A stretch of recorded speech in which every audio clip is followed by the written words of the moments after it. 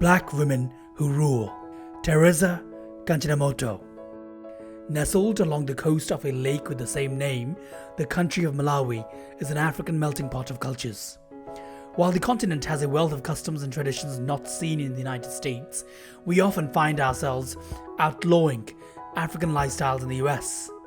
That said, both the US and Malawi have social reform issues which need examining, and as the United States appears to crawl where resources are abundant, it seems Malawi leaps in its most populous areas where resources are scarce. Thanks to Theresa Kachindamoto, who is the sitting paramount chief of Malawi's Detsa district. Kachindamoto notes education as one of her primary concerns, particularly education for young women and girls. In asserting education, she tackles sexual abuse as a rite of passage.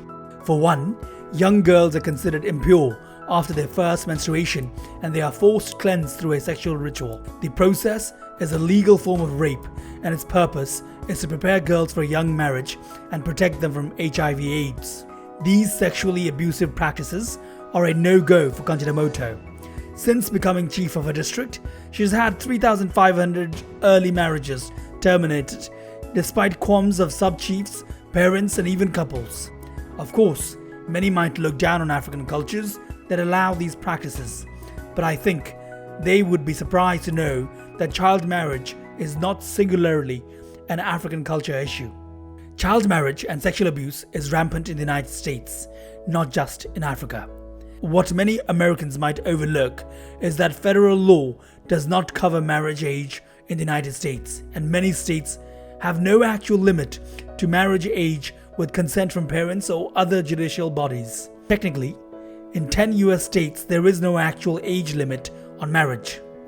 To add, according to the Rape, Abuse and Incest National Network, RAINN, in the US, Child Protective Services, CPS, substantiates or finds evidence for a claim of child sex abuse every 9 minutes.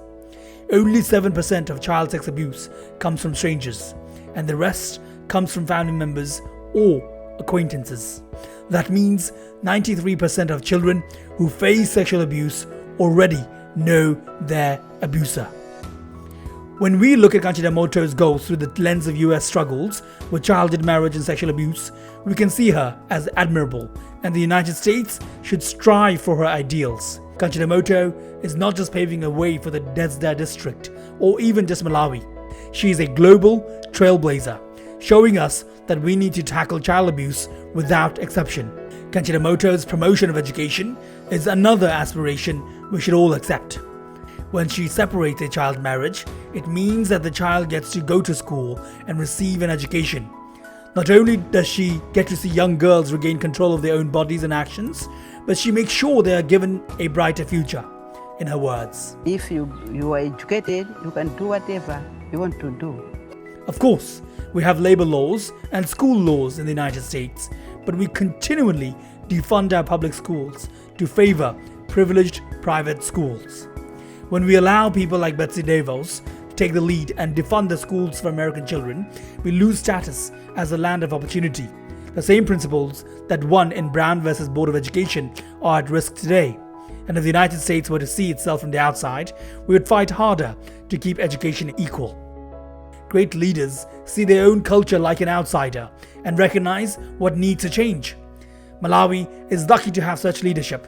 It is certainly the type of strength and determination we envy in the United States.